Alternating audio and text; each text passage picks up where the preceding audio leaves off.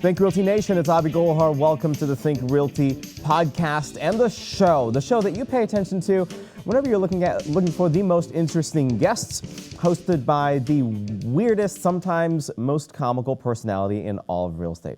And that's not me, I promise. I'm kind of looking over my shoulder to see who that person might be. I just try to do my best every single day. All right. That being said, I've got a little bit of a nose thing, so you're going to have to kind of bear with me. But I'm excited. I'm excited because today's show, we have one of I've been wanting to connect with John Burns for a very long time. And if you don't know John Burns, he and his team put out substantial data when it comes to markets, ideas, tactics, strategies on how you can become a better, more well-informed real estate investor. There are a lot of investors right now that are making decisions emotionally, and by golly, that is the worst thing that you could do. So I highly suggest going to John Burns' website, and we'll get all of his contact details in just a few minutes and the best way you can buy the data and his reports, but it is second to none. It is incredible data that is actionable that you can use in your real estate investing business right now. So we have John Burns coming up, and then after that, we're going to talk about the 5 landscape trends of 2020. So if you're flipping, if you want to sell your home, here's what you need to know about landscaping. So that's going to be after my interview with John Burns. This podcast is brought to you by Clint Coons of Anderson Business Advisors, nationally recognized for providing bulletproof asset protection, tax, and business strategy advice to real estate investors. Go to www.getbulletprooftoday.com and receive Clint's book titled Asset Protection for Real Estate Investors for free while supplies last. Again, that's getbulletprooftoday.com.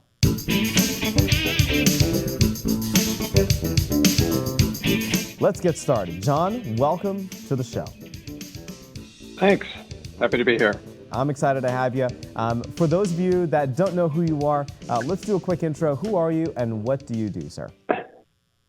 I have a 80-person housing market research company where we do nothing but try to figure out what's going on in the housing market to help generally large companies invest their dollars wisely. And that being said, just a quick high level, what's the overall gut feel? The gut feel has changed. So we're extremely bullish on 2020. With mixed emotions. I think the housing market is in actually pretty stable conditions and was pretty stable in 2019. And I think we're starting to accelerate, which means we could have a really great year, but it also means the next downturn will be more painful. So welcome to a housing cycle. That's right. And when it comes to, so I get asked a lot of questions about, well, what's going to happen in 2020? Or what's going to happen in 2021? Yeah. And I feel when we have the Think Realty radio show, which is now the Think Realty podcast, doing the Think Realty radio show, everybody was hypothesizing, right? This was 2018, 2019. Right. Hey, geez, we're going to have a market downturn.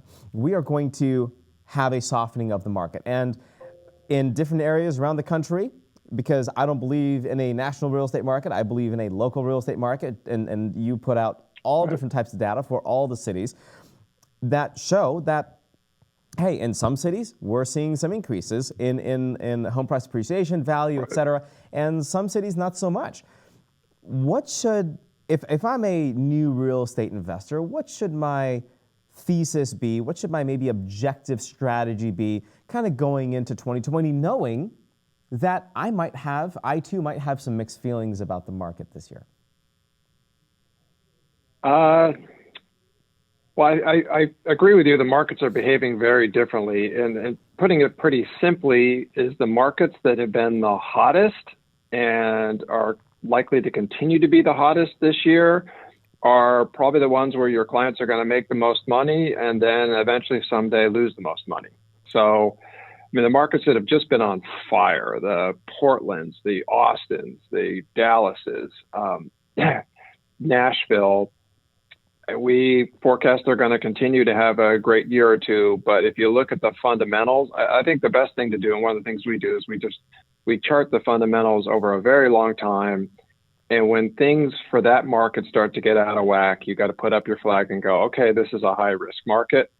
And what I would look at is normal job growth, normal payment ratio in relation to income, and normal levels of supply, particularly new supply.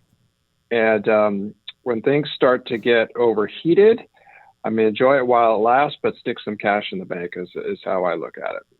So when it comes to sticking cash in the bank, and I completely agree with you. I live in Atlanta, and I've just been, I've been riding that wave, and I'm just putting a little bit away every now and then, and taking a look at markets like a Birmingham or a Macon, Georgia, which is more a secondary market. I'm not going to get, I don't want to play too much in a primary like Atlanta. And is that based on the data that you're seeing and the information in your real estate reports? Is that a strategy that kind of makes sense? Will secondary markets see as much volatility as a primary market would? Yeah, historically, the secondary markets don't see as much volatility, which is a double-edged sword. You don't get as much on the upside, and you don't see as much on the downside. I particularly like those markets because the big money avoids them. There's not a lot of flights into Birmingham in and out of New York. So I think you're safer there. And Atlanta, just because you brought it up, is not one of those markets that we're super concerned about. The only concern I have is that there's more than 800 actively selling new home communities. Yeah. So the home builders are beating each other up a little bit. But other than that, the fundamentals in Atlanta look pretty solid to me.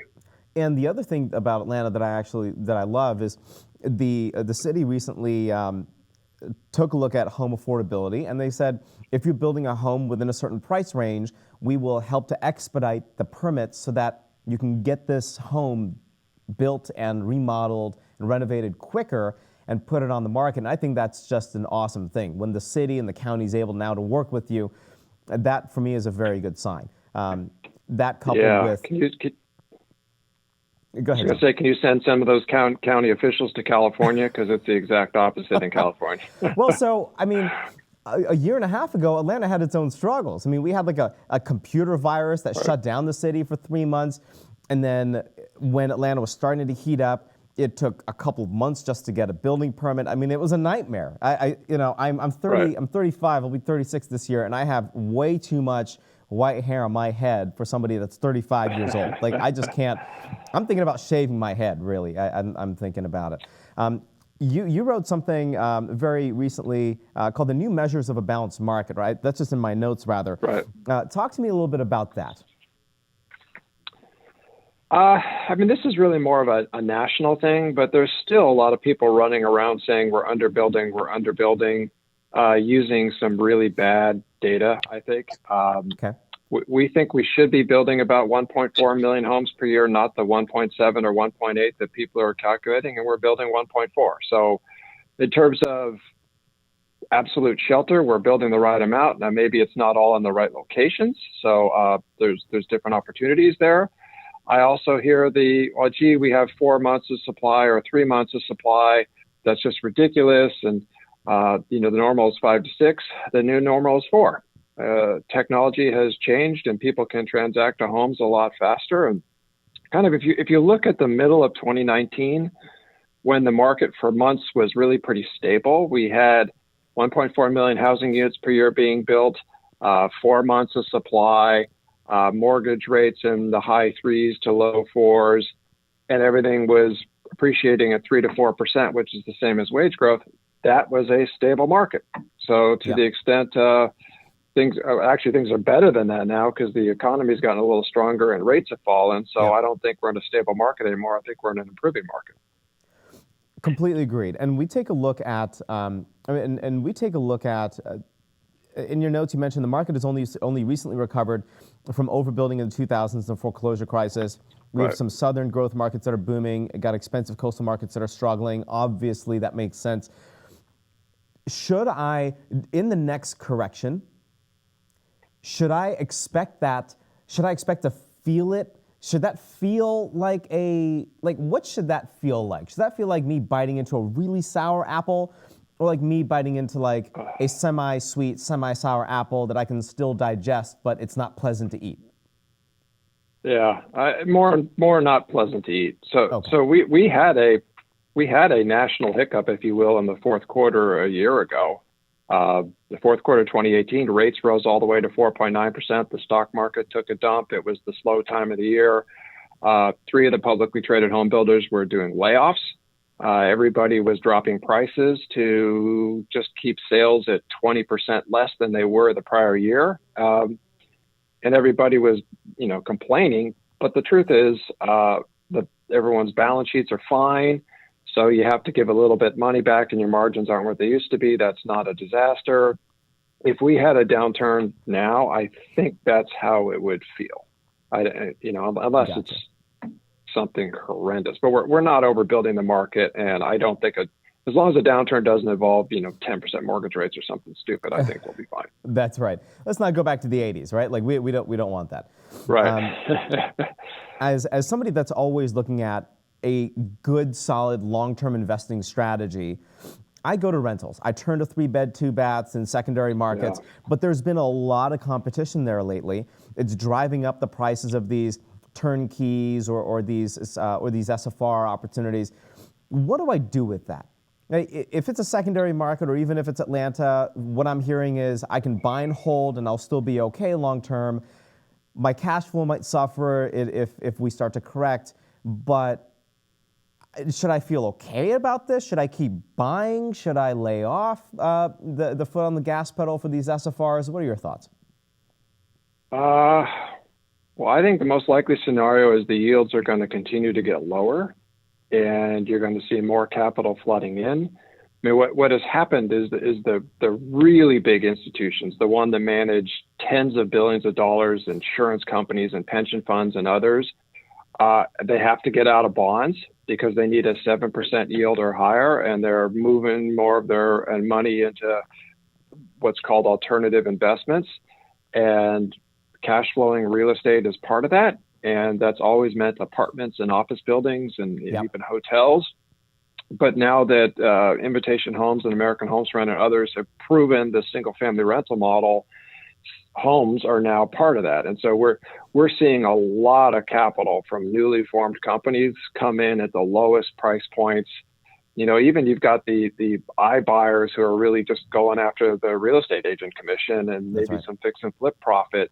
And they all need more volume to get to break even. So I think you can count on more capital flooding in for a while. So when we talk about iBuyers, it's very interesting. On the one side, you have iBuyers and real estate agents feeling scared because it's very transactional. They're like, well, there's more opportunity with iBuyers, and iBuyers just flooding the markets. But then really what iBuyers don't have is that human component that real estate agents can really bring to the table. And agents can also work with iBuyers, which is kind of interesting. So I think there's a very Well, good play there as well. that's what they need to do. I mean, OfferPad has partnered with Keller Williams. I mean, That's right. Open Door essentially has their own people serving as real estate agents, but they're employees. Yep. Redfin does the same thing. And now even big companies like Realty are getting into the game, and they're realizing, hey, I can't get an agent commission if I don't have at least an ability to have a cash offer on the table. Bingo. So the game is changing dramatically. I think the real estate agent needs to partner up with those, or just plan to have lower market share. Yeah, that's right. And I'm also seeing brokers. Brokers recently in Atlanta, one of my really good friends, he owns Select Realty. They have their own kind of their iBuyer component. And I think that's what's going to happen, right? Like that's happening. And then the brokers can get in between if they have enough, if they're capitalized well enough. They can have their own small fund to go out and acquire, and then maybe sell to a roof stock or sell to a Redfin or an Open Door. I think that's a very interesting play. Right. That being said, we have maybe just another minute or two, and I want to make sure that you have the final word here. The data that you analyze on a regular basis really sheds light on opportunities that exist in primary and secondary markets. It's very transparent, and I want all of the viewers to understand how to get this information because it's really, really good information. I was mentioning it before we hopped on, John, that like I have your real estate report and it's right next to me on my nightstand. So like I go to bed with your reports every night, and I'm reading them every night. How can I either access these reports, download them, and start really combing through them for all the goodies, for all the good data that you have? Yeah, so we've focused primarily on big companies because that's our niche, but we've got a freebie option for everybody who's listening. So we do surveys, and we're starting surveys, two surveys. We've already started one on those that are single-family rental landlords, including the mom and pops, and we're starting one next month for flippers. Okay. And so if you'll answer 5 to 7 questions once a quarter, we'll flip back to you our data and forecasts on the market that you fill out the survey for.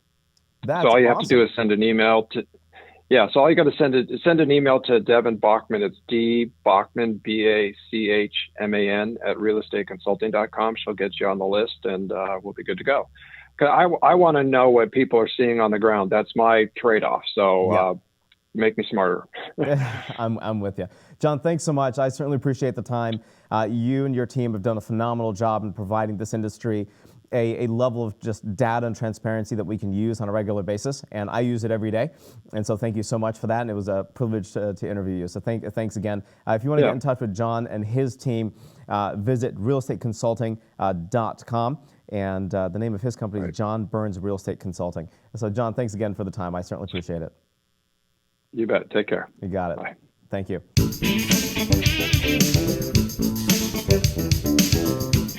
We're not done yet. This next segment is brought to you by Real Property Management, which is the largest residential property management franchise in North America, managing tens of thousands of properties for individuals, investors, and institutions throughout the country. Learn more at realpropertymgt.com or call 888-806-7088. So here's the deal. We, my good friends, are talking about the 5 landscape trends of 2020. And just like paint, just like interiors, landscape is also trending. What do you want to do if you're renovating a home? Of course, curb appeal is like a thing, right? Like, we want to pay attention to this. Of course we do. What are some things that we want to pay attention to or maybe adjust so that we look a little different and stand out from the competition? Number 1, geometric hardscaping. Kind of very interesting quote. Professionals are noting an uptick in requests for intricate handscaping patterns, including wave, chevron, lattice, and basket weave to sweep the country. Kind of interesting, right? Number 2, contemporary and transitional landscape design. Number 3, shades of blue, and plenty of shades of blue. I think that's kind of, I never thought of this, but landscape professionals anticipate rich tones of blue to make a striking impact in 2020. With PPG naming Chinese porcelain a cobalt moody blue, and Sherwin-Williams declaring naval a strong and calming dark blue as their respective colors of the year, experts predict these tones will influence the design of outdoor spaces this year.